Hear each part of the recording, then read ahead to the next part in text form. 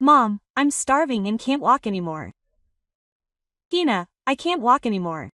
Hina, Rico, I'm sorry. Let's try a little harder.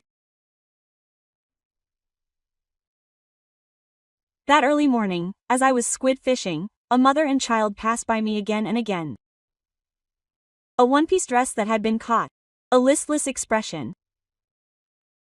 The mother and her two young daughters looked clearly distressed. And this encounter would later change my life drastically. I had no idea at the time. Who would have thought that that one moment was the beginning of everything? My name is Yuma. I'm 35 years old. I used to be a chef. A so-called itame. I entered the world of cooking right after graduating from high school, and spent every day preparing ingredients and holding a knife. After 10 years of hard work, I finally got the chance to realize my dream. A high-class inn in the city invited me to its kitchen. Your knife skills are amazing. Why don't you come and try your hand at our restaurant? Thank you very much. I'll do my best. I still vividly remember how I felt at that time. Working in an ideal environment, with the best ingredients, was truly a blessing. My skills as a chef were recognized, and I was good at using seasonal ingredients, but raw food doesn't always taste good. One day, I received a call saying that my father had collapsed at home. For about a year after that, my mother was taking care of him all by herself. I could hear my mother's fatigue gradually creeping into her voice over the phone. Whenever I had a day off, I would go back to my parents' house and help with the care. But I could see my father waking up several times in the middle of the night, and my mother's face was showing signs of reaching her limit. Are you okay, mister? I'm fine. You should focus on your work. Every time I saw her, she would say this, and her back would become smaller. One day, my hand holding the knife in the kitchen suddenly trembled. In that moment, I had wasted some precious ingredients. Hey, Yuma, what's wrong? I can't concentrate. Katagira-san, I'm sorry. That night, I decided to leave the house and return to my parents' house. My mother might have reached her limit. If things continued like this, I felt like she would collapse first, so I wanted to go back to my hometown and support her. I see. Actually, I had a plan to open my own restaurant and eventually leave the kitchen to you. I'm really sorry to bother you at such an important time. It's okay. Thinking about your parents is precious. Tell me so you won't regret it. Katagira from Itamachi stared at me with red eyes without saying anything. After returning to my hometown, I took a job as an office worker at a food company in search of stability. It was an unfamiliar desk job, but I had good relationships with people, and now my juniors rely on me. My father passed away peacefully in his sleep 2 years ago. The fact that he recognized me and my mother until the very end was the greatest relief. I'm sorry, Dad. I wish I had become a parent while I was still healthy. My mother gently comforted me as I wept. There's no son who cares about his parents as much as you do. Thank you. In the quiet life with my mother, what kept me going was the fishing trips I often went fishing with my father. It was a nice evening on a holiday, and tomorrow was the day I had been looking forward to, squid fishing. It was about a 40-minute drive to the harbor. The night breeze was pleasant late at night. When I arrived at the location, there were already several fishermen lined up. Good evening. Are you bringing someone? Not bad, I guess. This might be a good time. After exchanging a few quick greetings, I started getting ready. I prepared several popular types of squid and cast my rod. In the few hours before dawn, I managed to catch 5 magnificent blue squid. Wow, what a good catch. Thank you. Savoring my satisfaction, I returned to the car and quickly took a frying pan out of the trunk. When I filleted the squid and threw it into the frying pan, it sizzled and a fragrant aroma filled the air. I mixed in some ginger and sautéed it until it was browned, and it was done. I placed the grilled squid on top of a bag of rice, topped it with mayonnaise, chopped green onions, and shichimi chili pepper. My special grilled squid rice bowl was ready. Just as I was about to eat it as the sun began to rise, a young voice suddenly caught my ear from somewhere. Mom, we can't catch any fish. Are you going to eat breakfast today? Sorry. Let's try a little harder. Speaking of which, when I returned to the car, there was a mother and daughter walking back and forth towards the bridge at the harbor. At first I thought they were just fishing, but as it got brighter, I could see what they were doing. A skinny mother and twin girls wearing ill-fitting dresses. They definitely weren't here for the usual fishing. Hina, I can't walk anymore. I'm starving and can't move. I'm sorry, Hina. Rico, we'll be home soon. Seeing the mother gently placing her hand on her daughter's heads, I called out to her without hesitation. If you don't mind, would you like some of this? The mother turned to me, surprised by my sudden call. Her face was pale, and there were dark circles under her eyes. Even so, her features were well proportioned, and I could sense a sense of pride despite her fatigue. No, I'm sorry to trouble someone we've just met. Even as I said that, their eyes were glued to my grilled squid bowl. It smells so good. Oh, it looks delicious. I couldn't help but laugh at the two of them staring at me with wide eyes. This sauce is a little spicy, so I'll make it sweeter. Just wait a little longer. Yes. The two of them, now completely refreshed, skipped behind me.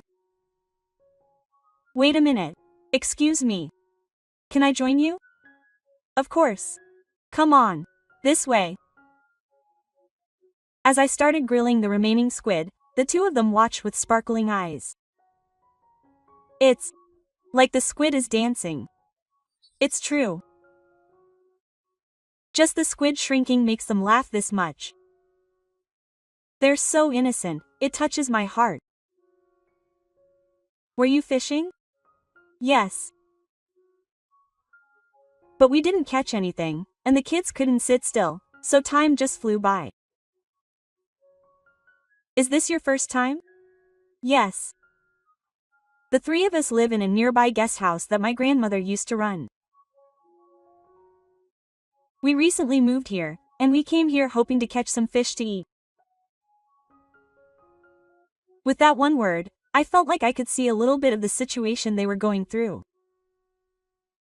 I cut the squid into smaller pieces and seasoned it sweeter so that even children would find it easier to eat. Here you go. It's done. Oh, thank you. The two of them are eating with great force. Oh, it's beautiful. My cheeks are about to fall off. This is the first time I've cooked squid like this. It's so delicious. Actually, I used to be a chef. I'm a little good at it. I see. It really is a professional's taste. It's really delicious. Seeing the three of them eating so quickly reminded me of the joy of being eaten by someone for the first time in a long time.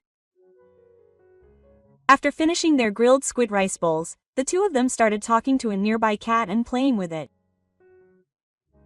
In the meantime, her mother and I decided to sit down and talk for a bit. If you don't mind, did you just move here?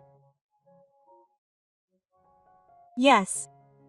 Actually, I got divorced 2 years ago because my husband cheated on me. So I left home with the kids. She started talking bit by bit. She said that she worked hard on her own for a while after the divorce, but one day she got a call from her in-laws saying that her ex-husband had died in a truck accident. So they told her that they wouldn't be paying child support anymore, and honestly, everything went dark in front of her eyes. I tried to continue working at the company, but there was pressure that was almost like power harassment, and when I consulted my boss, he wouldn't listen to me at all, so I ended up quitting. What was frustrating was that I was angry at myself for not being able to work hard at that company, and I was at a loss for words. There was no way I could say anything offensive, and all I could do was nod. I'm surprised I did it in such a situation. I inherited this guest house where my grandparents used to live. My maternal aunt said she wanted me to leave the house to her, and although it was a dilapidated building, it was full of memories, the days when I grew up here, the kindness of my late mother, and the strict but loving grandparents.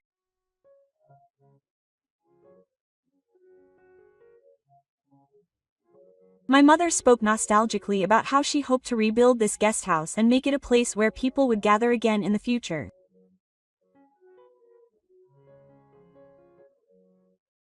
But before that, my mother said with anguish, there were a ton of things she had to do.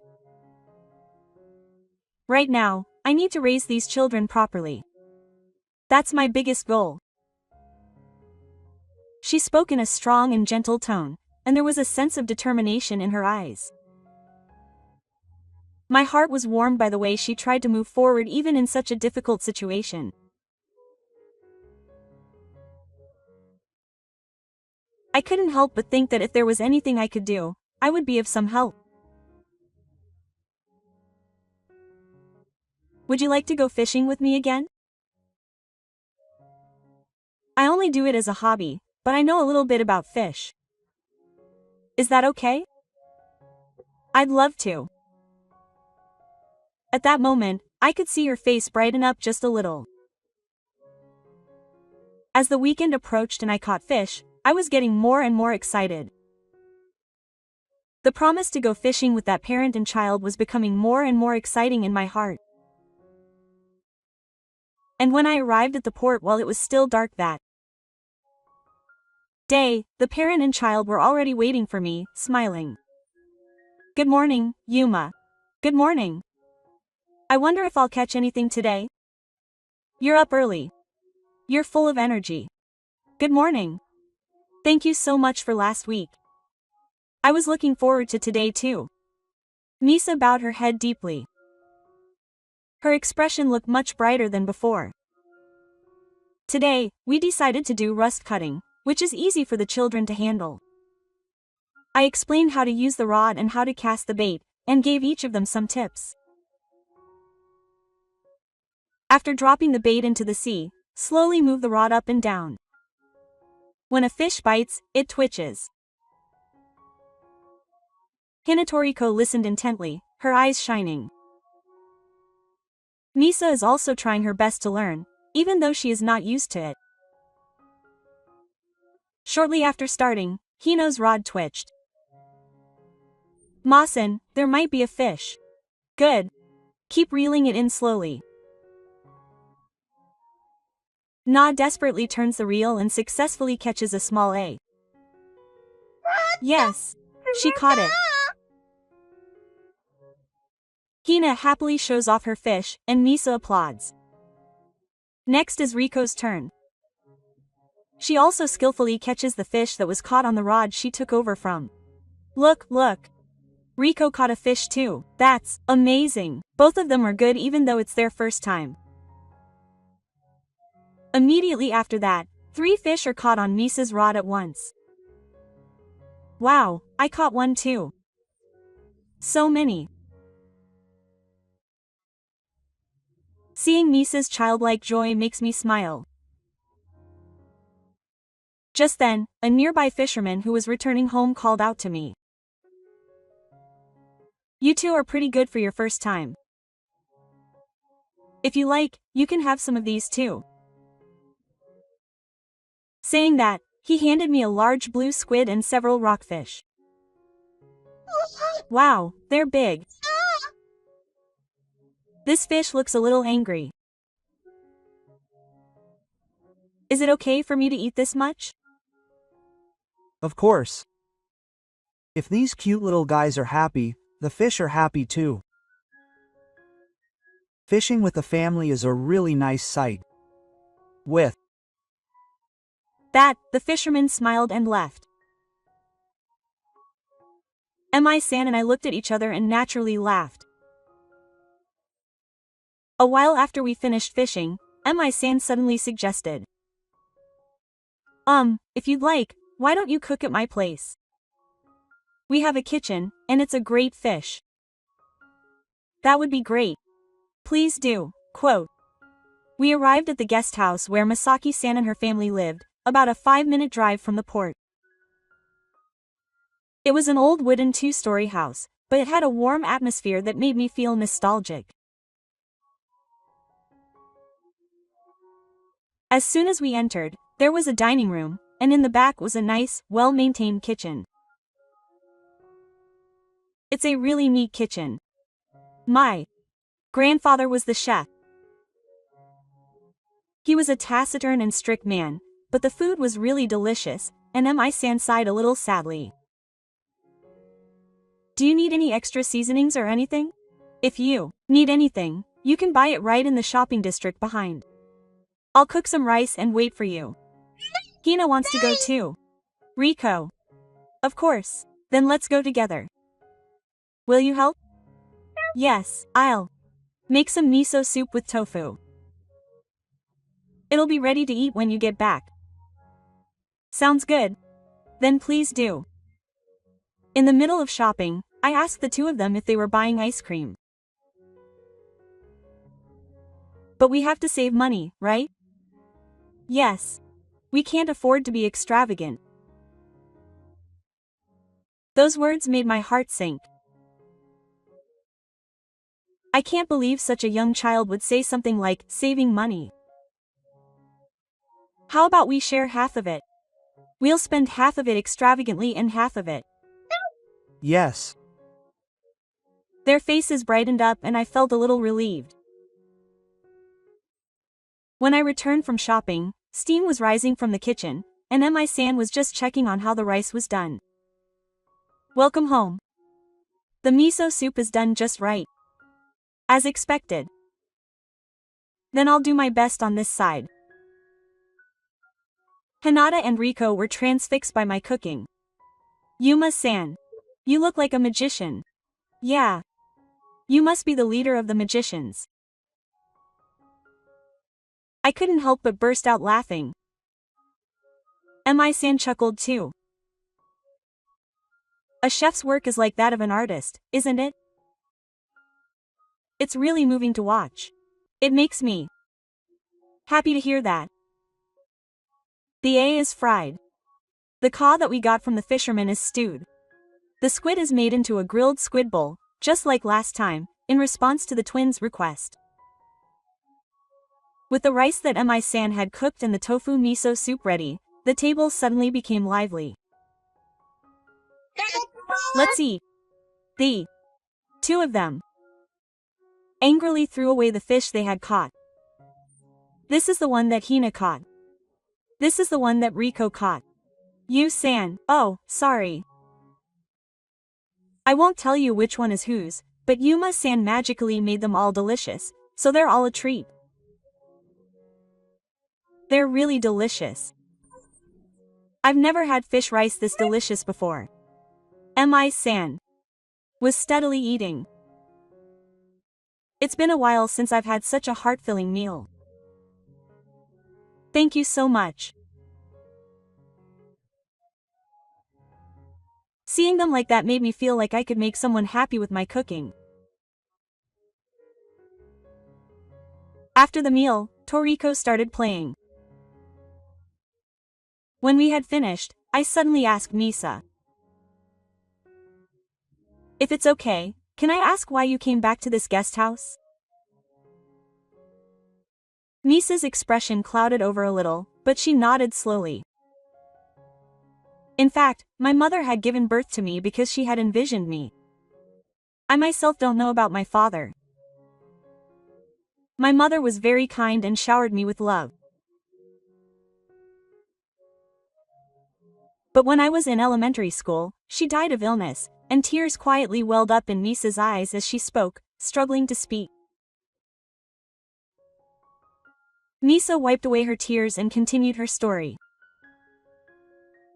After my mother passed away, my grandfather took me in. I lived at this guest house until I graduated from junior high and high school. Misa narrowed her eyes slightly and looked up at the ceiling with a sense of nostalgia. My grandfather was a craftsman, quiet and strict, but all the food he made was truly delicious and heartwarming. My grandfather had also been in high school a year ago. And her grandmother, who had supported her, had also passed away just 3 months earlier. At her grandmother's funeral, my mother's older sister, my aunt, came to visit for the first time in a long while, and she told me that my father and mother had said they wanted me to take over that guest house. At first, she was confused. She was anxious about returning to an old, damaged building. She was hesitant, worried that she might be a nuisance. But for her, this was the place she could return to. It was filled with memories of her mother and grandparents, and she was truly grateful to have a place to live, and a strong light of determination dazzled Misa's eyes. She wanted to rebuild this guest house properly someday and make it a place where people would gather again. A warm place that would be remembered by others. Then she smiled and looked at the twins. More than anything, she wanted to create a place where those children could come back to. That was my dream. That night, Misa's words wouldn't leave her mind. And the next day, as she was about to head to the front door after finishing preparations for a weekend fishing trip, her mother's voice called out from behind her. "Hey, you're going fishing again today, right? Take me with you sometimes." When I turned around, my mother was standing there with a big smile on her face, clutching a fishing rod. "No, where are you going, dressed like that?" "Of course I'm going fishing. There's no way I'm going shopping like this." I was at my wit's end at this unexpected turn of events, but I had no choice but to let my mother sit in the passenger seat. I hadn't told her that I was going fishing, so I contacted Misa online to let her know what had happened.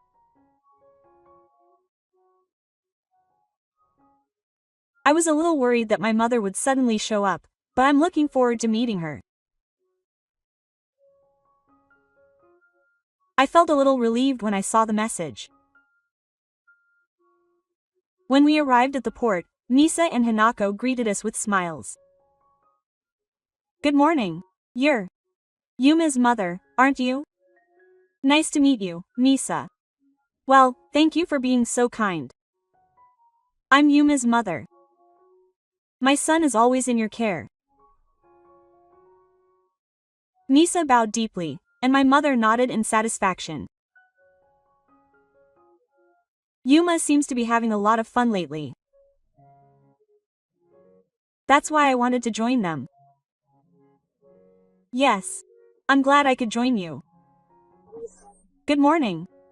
Hina is 5 years old." "Good morning. Rimo is 5 years old." "Are you Yuma's mother?" "Yes, I have presents for Hina and Riko." My mother handed them each a red children's fishing rod that she had prepared. "Oh, they're cute. Really? Amazing." The two of them were jumping up and down with great joy. Thank you. Being loved so much. No, it's fine. I'm getting energy from them too. My mother and Misa. And the twins quickly became friends and laughed happily together. In the evening, after finishing fishing, Hina and Riko suddenly said in unison, "Hey, Yama-san and Auntie, stop. There are plenty of rooms on the second floor." Quote. My mother and I looked at each other. The only thing I'm good at is cleaning. You can use the room if you like. I tried to decline, but my mother spoke first. Oh, if you don't seem to be having fun on a trip, let's wait.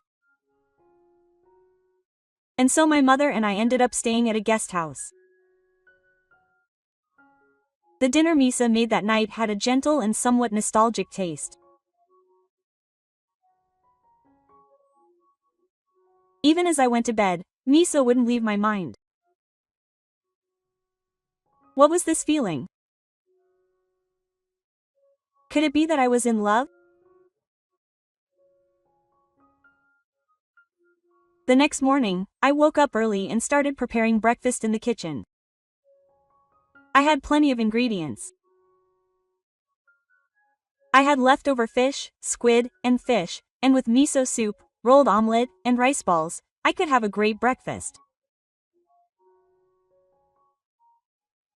As the fragrant smell filled the air, Misa peeked out of her room.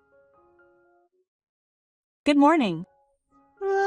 Wow, it smells amazing this morning. Good morning. I'm just making something with the leftover ingredients. As we were having this conversation, the door to the door suddenly swung open. Two young men who looked like fishermen were standing in the doorway. They peered inside with slightly surprised expressions. I was fishing at that harbor, and it smelled so good. Is this place open? No, it's closed right now. Excuse me. Seeing the two of them leaving, I called out to them on impulse. If you'd like, would you like to have breakfast? I've made a lot. Oh, is that okay? I'll gratefully accept. On the table was rolled omelette, miso soup, and salted musubi. It wasn't flashy, but it was a hearty breakfast. The two of them moved their chopsticks with wide eyes. It's delicious. I'll try this. If this becomes a restaurant where we can stop by on our way back from fishing, we'll definitely come here. Just then, the door opened again. The man who came in was Shoji, the man who shared his fish with Hinatoriko at the harbor. Oh, you reopened this place? I thought the lights were on recently. Good morning, Shiji. Good morning. It smells good. Are you cooking by any chance? After Mi-san finished explaining the current situation at the guest house, Shiji slowly looked around the dining room and narrowed his eyes nostalgically. I see. No, this place really helped me a lot. About 10 years ago, when things weren't going well at work, my family and I stayed with the owner of this place for a while. That's how you remembered my grandfather. If it weren't for him, I wouldn't be who I am today. That's when I came here to repay him. That's when the owner told me, if anyone comes along to inherit this inn, please lend me your support. There were tears welling up in Ji-san's eyes.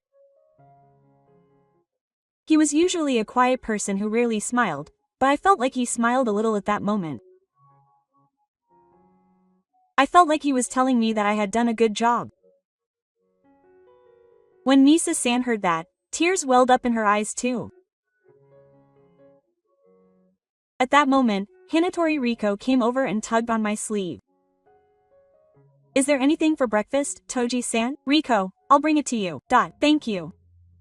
Then I'll have the miso soup. Quote. Hina has the omelette. Noboriko has the rice ball.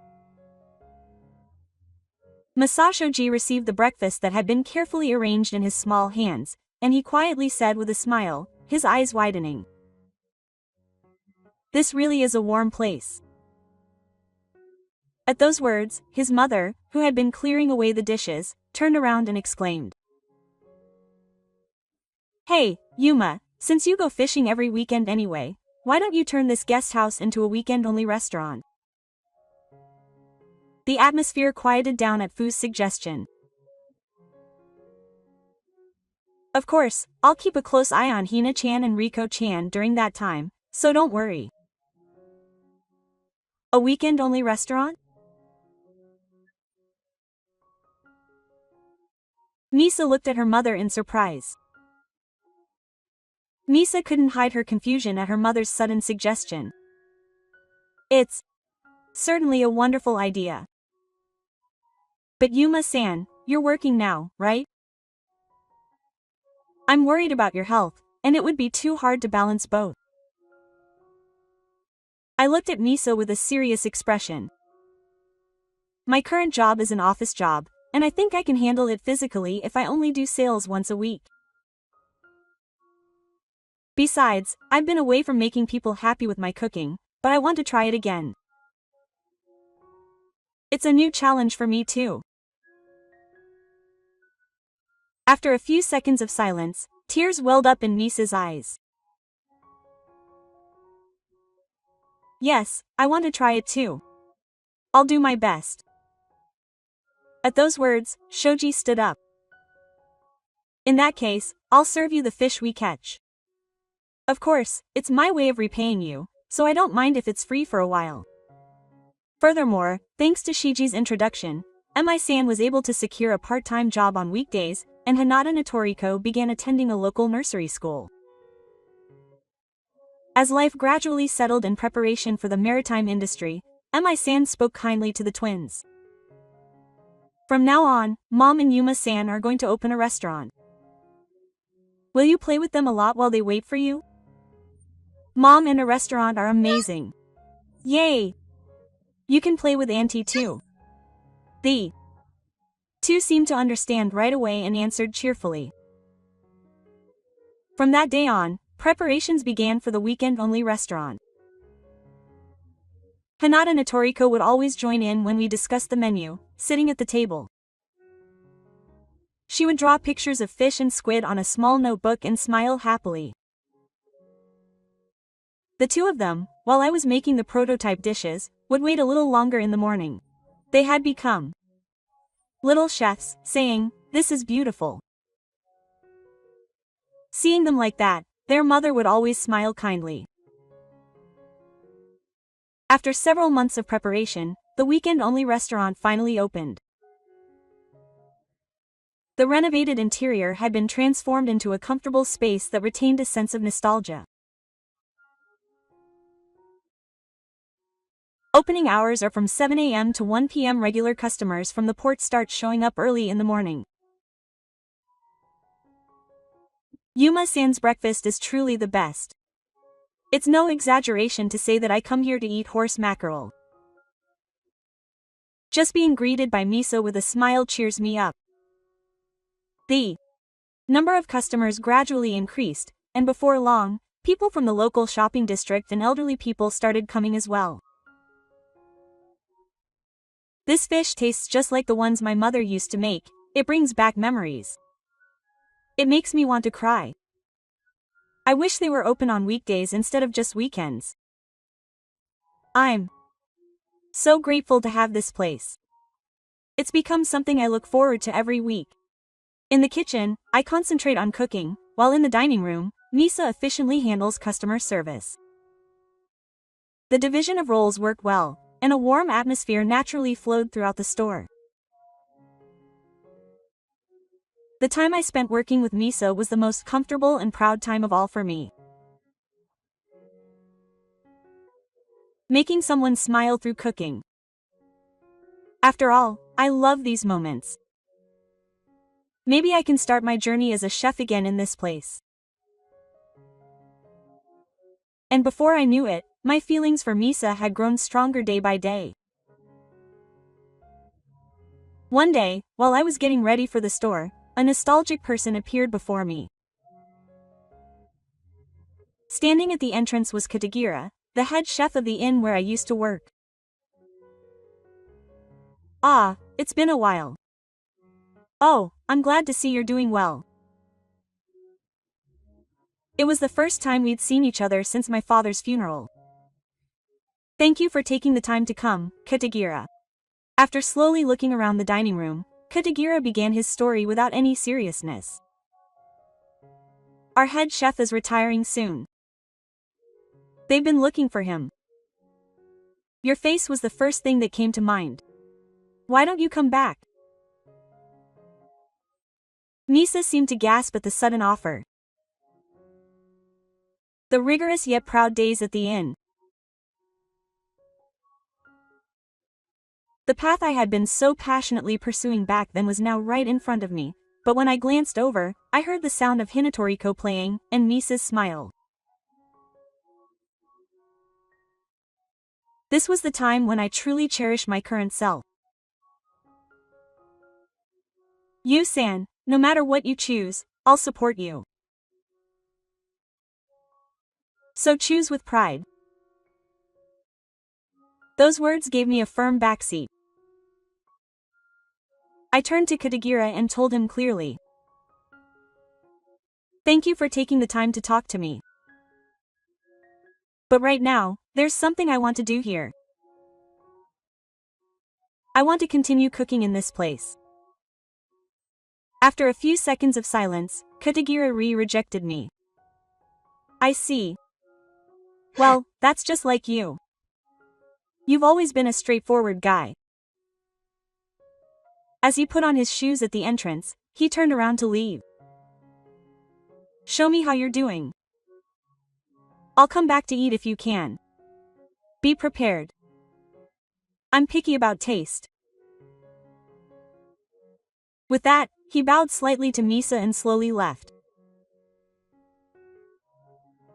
A few days later, one day while I was fishing and preparing food at the guest house as usual, my mother suddenly took the twins and went to a nearby park.